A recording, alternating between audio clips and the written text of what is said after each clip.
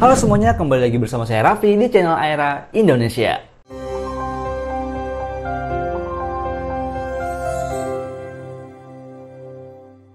Nah, pada kesempatan video kali ini saya akan mereview salah satu barang yang mungkin berguna buat teman-teman menggunakan, khususnya buat teman-teman yang suka traveling atau bepergian keluar rumah menggunakan kendaraan mobil. Tapi sebelum kita masuk ke videonya, teman-teman jangan lupa untuk klik tombol like dan subscribe supaya teman-teman gak ketinggalan konten review yang lainnya. So, tanpa banyak basa-basi lagi, langsung aja kita masuk ke videonya. Nah, jadi ini dia DVR tipe T672TP dari Aera.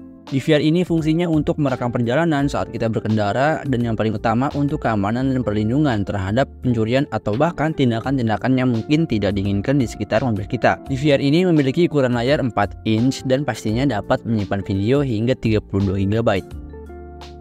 Lalu di paket pembeliannya pun tersedia kabel power atau kabel cas mobil, kabel kamera belakang, satu bracket, dan juga buku manualnya.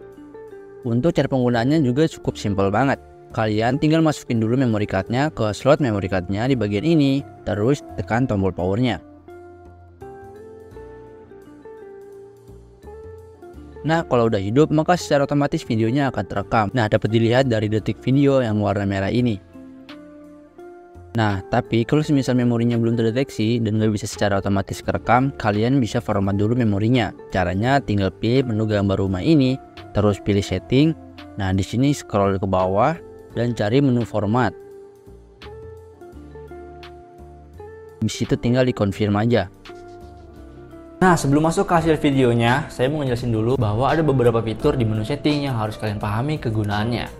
Nah, di menu screensaver ini kegunaannya untuk menonaktifkan layar sementara, yaitu kita bisa atur di 30 detik, 60 detik, atau 120 detik.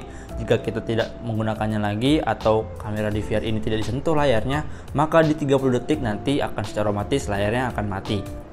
Kemudian di auto off ini kurang lebih sama dengan di fitur screensaver, tapi di auto off ini DVR akan otomatis mati dari powernya. Jadi kita harus menghidupkan ulang lagi dengan cara mengklik tombol ini.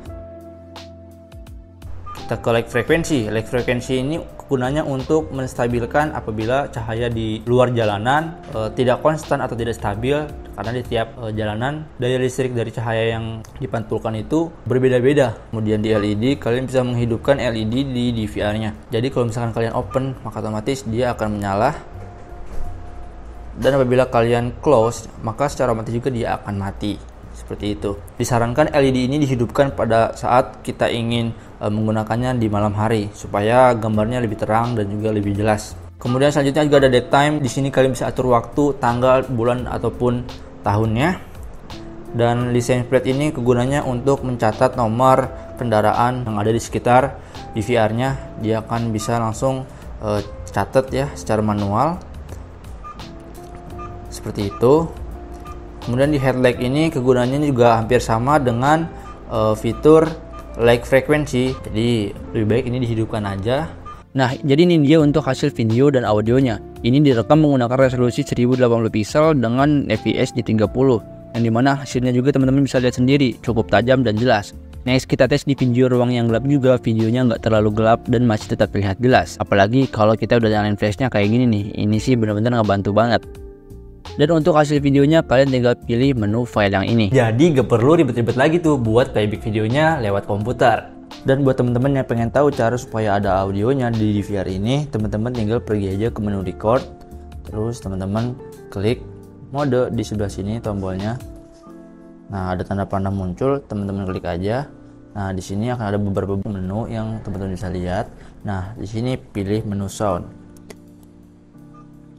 Nah, di sini harus dipastikan ke menu open ya, supaya suara audionya aktif.